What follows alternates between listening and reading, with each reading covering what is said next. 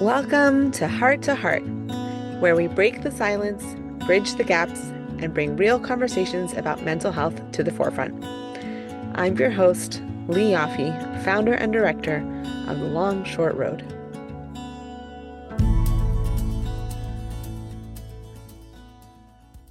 I am so excited and humbled to be joined today on the show by Sara Ruza. Hi. Hi, how are you? Baruch Hashem. How are you? Baruch Hashem. Sara is I'm so excited to introduce you, is a marriage and family therapist and founder of Yacholet-IKANN, a nonprofit offering safe, trauma-informed housing and therapeutic support for Jewish women facing mental health crises. Yacholet provides long-term accessible care rooted in dignity and belonging. Sara also leads IKANN Wellness, integrating somatic therapy, hypnotherapy, and spiritual healing. As a hands-on director at Yacholet-IKANN, she offers daily support and fosters deep connection with each woman. Her mission is to create transformative spaces where women reclaim worth, resilience, and a life of purpose. I am so excited to have you here. Thank you. Thank you so much.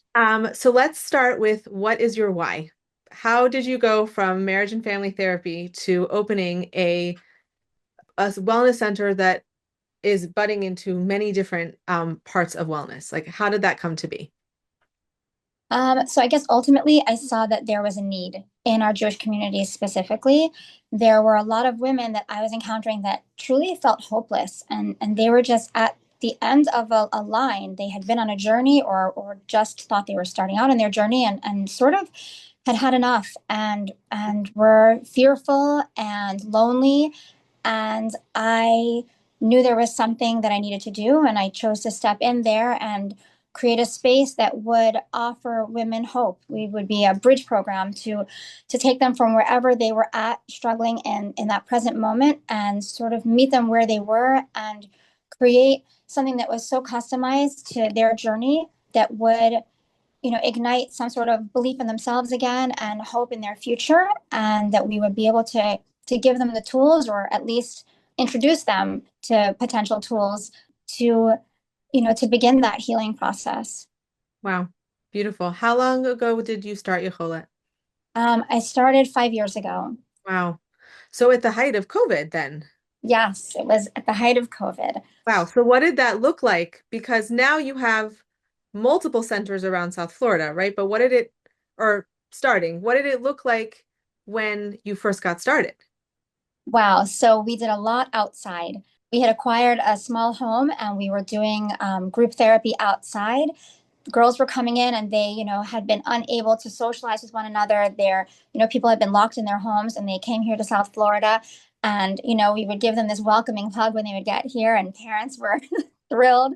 And we would do these workshops outside. We did equine therapy and gardening and yoga and meditation all outside, Wow. um, to help people feel as secure as possible. And it was so needed at that time, people so disconnected and so depressed, and so lonely. Wow. And so did you have women living in the house in the beginning? We did. Wow. Um, yes, we opened up with a 6-bed cottage. And initially, when we opened, we were actually for women that were under the age of 21. It was 15 to 21 years old. And then we shifted our ages as we continue to move forward in time. So currently, we are working with women that are 18 to about 35 years old. Wow. And how many beds do you have now? So we have 2 homes, each of them with 6 beds. So we can house 12 women currently. It's amazing how you've managed to keep it in a way where you have just the right amount of women that they're getting really individualized care. And I Yeah. think people who aren't familiar with like the treatment programs that are available, at least in the United States, like that might sound like a, really small number, but you're working, every life that you save, every life that you make a difference in has a ripple effect into every, yeah. So could you speak to that a little bit about the programs that you do and how you offer that unique holistic approach for each woman? Because like they're each coming in with their own needs, right? Right, very much so. So these girls come in with their each, their unique needs, and everyone is given their own individual therapist. and they receive case management services so that we can really get down to like what's going on. And with that treatment plan, we then decide what else needs to be put into place if someone would benefit from art therapy, if that's, something that speaks to them, because sometimes, art might be that thing that opens up someone's soul and they're able to communicate through, through that approach. And then someone else might really feel comforted by working with animals. And so we have, dogs or horses that we work with. And You then we begin off with people. So the horses are not on the property, they're off property. Wow. But we do have several horses that we work with, and it's a great part of our program. But it's not for everyone, again, So it's been very interesting to see like who and what resonates with whom, but to just continue to offer things to people and make it a possibility for them. That's beautiful. And it is such a good reminder, I think, for anyone who's listening, that healing is not a one size fits all approach. And that what works for one, because a lot of times people hear art therapy, equine therapy, you're like, wow, everyone would want that. Not necessarily. It also depends what they're coming in with. Everyone's looking for something different. We have some women that will say, wow, I really want more holistic stuff going on here in the program. And like, isn't there more somatic? And can I do another yoga workshop or somatic dance? And then you have women coming in saying like, absolutely, I cannot go to the sound bath. Like it brings up too much anxiety for me. So we're really working on giving people what they need and what works with them. We do offer a traditional therapeutic track, which is working on the CBT skills and DBT skills and solution focused approaches. And then we have the more holistic track, and many women choose to combine both components of the program. Beautiful. Yeah. It's beautiful. Without giving away, names or details, obviously we want to reserve the dignity of all of the women who've been in the program, but do you have any stories you can share about the transformations that you have seen of women coming through Yacholet? Yes. I mean, I can start out by saying that they're all coming from an Orthodox Jewish community. So some of the stories that we hear, it's just so heartbreaking because we think to ourselves, well, I can't imagine that, my daughter or my neighbor or my niece, or my grandchild would have gone through something like that. But we've had women come in here that found themselves due to abuse that they've gone through and, the trauma and needing to seek out a safe space, find themselves living in situations that are quite the opposite of that. And we've seen girls, end up prostituting themselves and becoming, suicidal and making attempts on their lives and ending up here with us, really hopeless.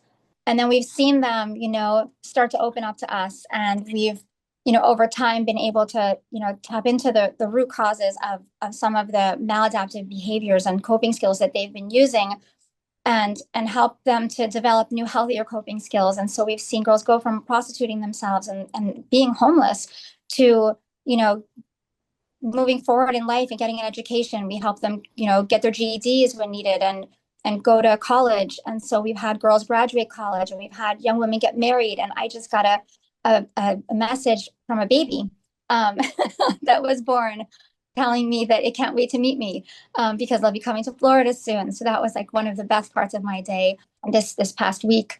But we've seen these women go from absolute hopelessness to really feeling secure and confident and knowing that there is a potential future ahead and creating that future. And that's really my why, is like seeing these women like move forward in their lives Yes. and grow and heal, Yeah. and that's the truth. And going back, I got a call this week from a young woman who kept her first Shabbat. She just let me know. She's like, I just wanted you to know, like I kept Shabbat. It's the first time in a really long time. Wow. And she reconciled things with her family and is going home to visit them because, the work that she's doing is allowing her over time to revisit, the trauma and revisit the pain and rename things and reassess what really happens from like a new lens and a new perspective.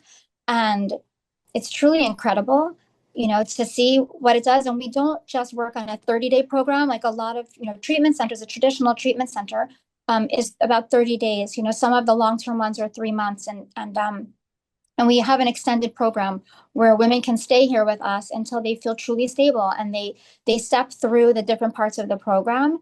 And it can take up to a year before someone is really ready to step back out there fully into the world. Right. Right. Yeah, and definitely like depending on what they're coming in with, right? I think people I don't know. I definitely know for myself that when I first got into the mental health space, I really had this like one-track minded approach of like, right, so you do A, B, C, there's this linear way to do things, and then you check all the boxes and you're good. And it's like, well, actually, it doesn't work that way. Right. You should be better now. Right. Why are you not better now? Right. Right. And like, I'll have parents say that to me about their kids. I don't understand. My child's been in therapy once a week for 6 months. Like, why are they not thriving? Right. It's like, We, well, 50 minutes a week when they're not necessarily in an environment that's also supporting their growth, either at home or at school, whatever, doesn't, not that it's not doing the work, but it takes longer, right? If it's like a drop of water on a rock, it's going to take time to erode that rock. right. And it takes time for those new neural pathways to develop. Right. And so, we see as they continue to, implement the new skills that they're learning and as they, adopt more, positive, perspectives on life and on their situations and new healthy coping skills, like over time, we see shifts happen. But even then, we've seen women step out of the program, move back on into their lives, and then, a year and a half later, come back to us, Right. you know, back in and just reprocess some things that maybe they hadn't gotten to back then, because there are so many layers also that Right. we see. It's not just the one thing. It's like underneath that and then underneath that and underneath there, and so it takes time. It's a true journey. I mean, I'm 50 years old, Wow. and and I tell the girls, I'm like, I've been working on myself for years and years and years, and there's still more to go, thank God, Yeah. Yeah. Yeah. So As long as we're alive, we'll be working on right, things. But that doesn't necessarily mean like for the rest of our lives we're in a trauma space, correct. right? Like we can move through those pieces, but there's as long as you're human, you're gonna have Oh, challenges to like, parse apart and work through. absolutely. Wow. Wow.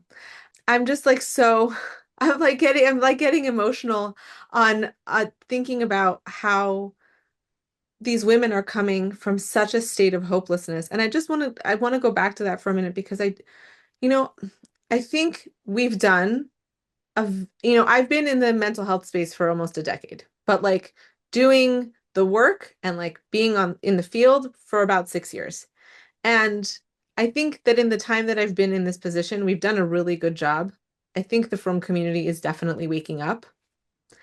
We also have a lot of work left to do. And I just want to go back to what you were saying about this, the state of hopelessness that these women are coming from. I guess my question is, do you have a message to the community? Like, what could we be doing better for these women and men, right? But like, what could we be doing for these young people? Because like we have done a really good job, I think, of becoming more aware and less stigma around mental health, and we're talking about these things, and I still think that as a community, we're not fully embodying all of this stuff. So like, what could we be doing?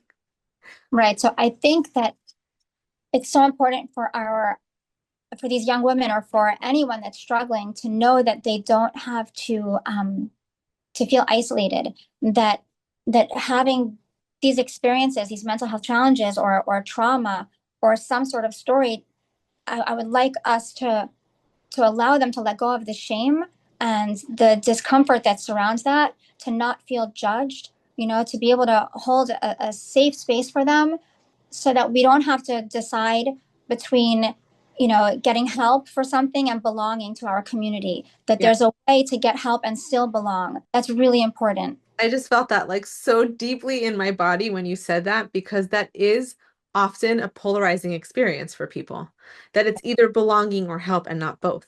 And Right. so you have many people, right, who are masking their pain and putting on a show to the outside world and like showing up to school, being a member of their community, like really being part of this, Right. you know, But falling apart. completely falling apart on the inside. Right. And at Crying home, on the inside. self-harming, we have girls that have been hiding self-harm for years, and they come in with like marks up and down their arms and their legs, and no one knew, Right. you know, as we do, many times, especially those that are really trying so hard to fit in and so hard to be a part of things, they're still dressing tznius, they're covered up completely, and we don't know what's going on underneath there.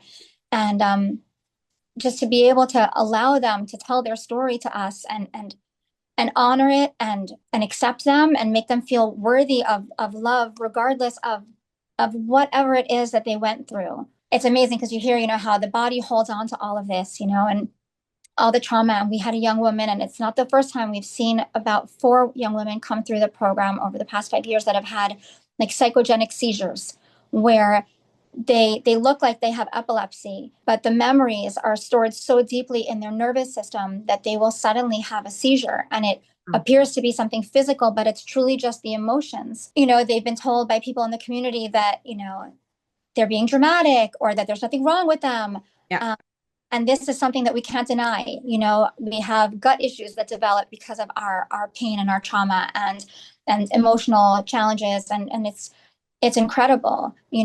So the more we're able to release it and talk about this and still be a part of our communities, Right. and part of our families, Right. the easier it is for us to let go of the pain and move forward in our lives. Right. Yeah. 100%. And you have women from every part of the Orthodox spectrum, right? Yes, we Jewish women, Lubavitch women, modern Orthodox girls. We've had a few women come in from, the secular community, but not as many. But, we've had Satmar, and it's just, this affects all of us. Like we are Right. all affected by mental health and by trauma. And, it's the shame that keeps us quiet and locked up and suffering more, and everything festers inside of that. And then things Yeah. can ourselves inside of our communities. You know, and this is something that we all go through, our all of us. Right.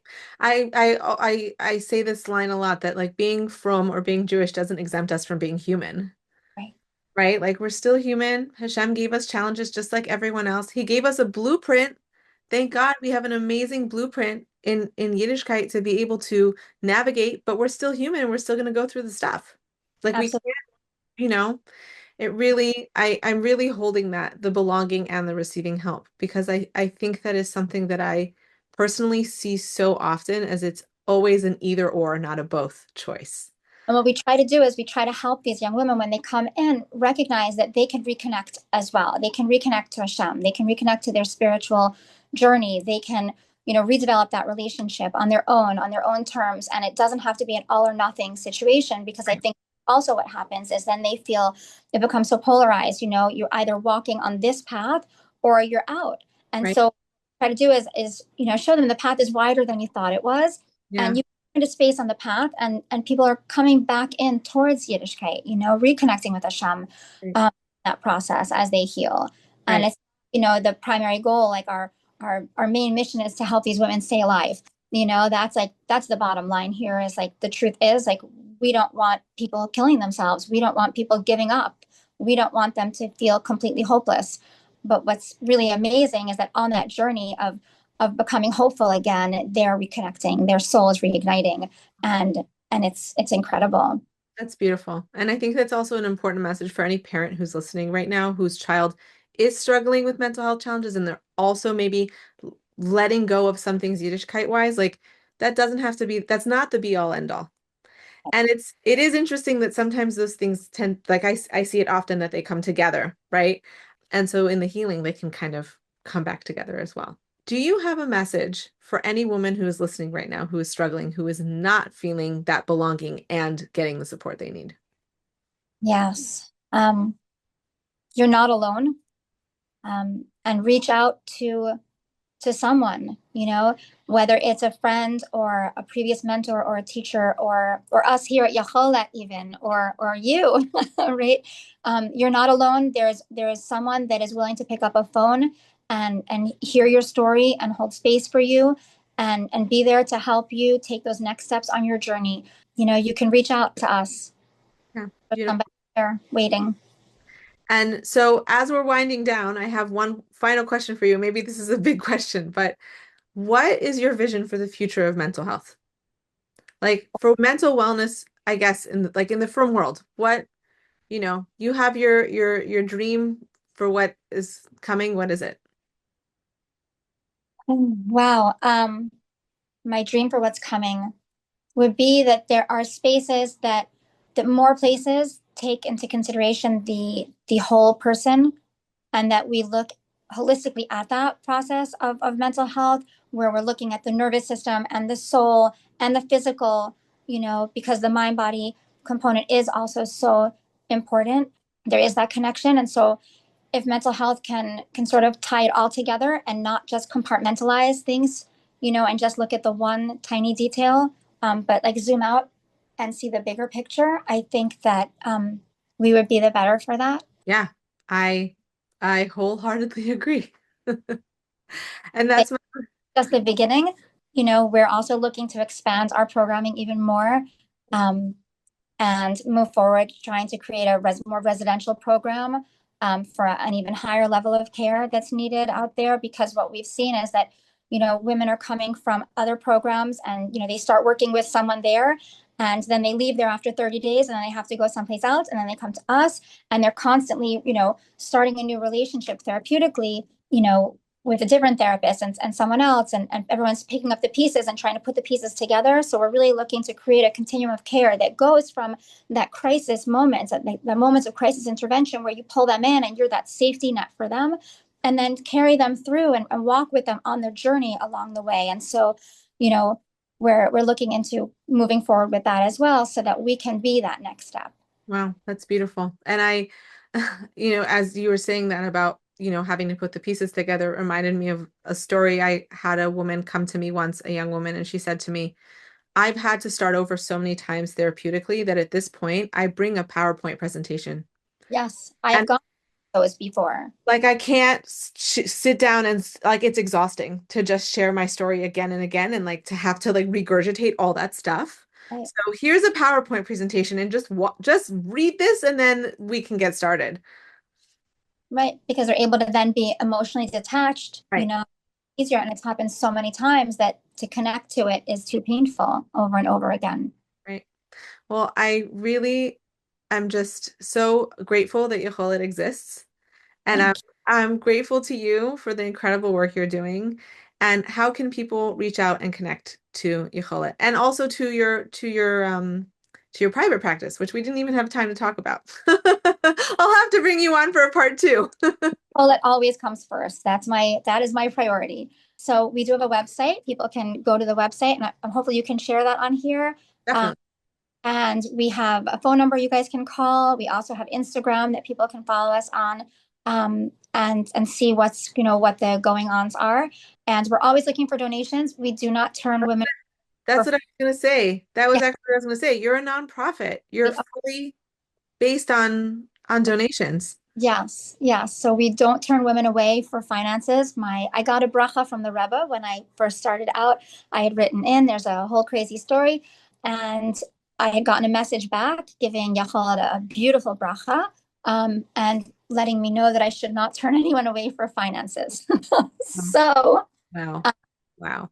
therefore we don't. And anyone that comes in, we help them to create a fundraising page and we send out their campaigns, and we seek to get support for them in situations where people can't afford it. Thank God, those people have been contributing, but we would not turn someone away when help is needed.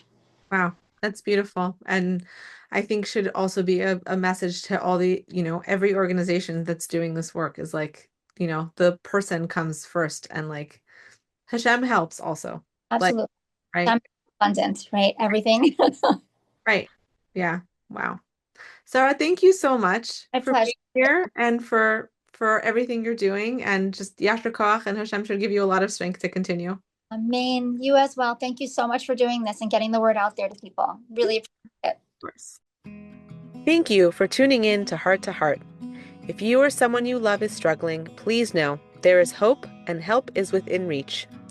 Since 2019, the Long Short Road has been walking alongside at-risk individuals, offering trauma-informed programs, a non-emergency hotline, and a community that fosters healing. No one has to go through this alone, and we are here for you. Discover how the Long Short Road is changing lives. Visit www.thelongshortroad.com or email us at info@thelongshortroad.com to learn more. You can be part of this mission. Sponsorship opportunities for Heart to Heart are available. Honor a loved one, support your community, and help us make mental wellness resources accessible to those who need them most. Until next time, remember, love and connection are the greatest healers. This is Lee Yaffe reminding you, hope is here, healing is possible, and you are never alone. Together, we're walking this long, short road to a brighter future.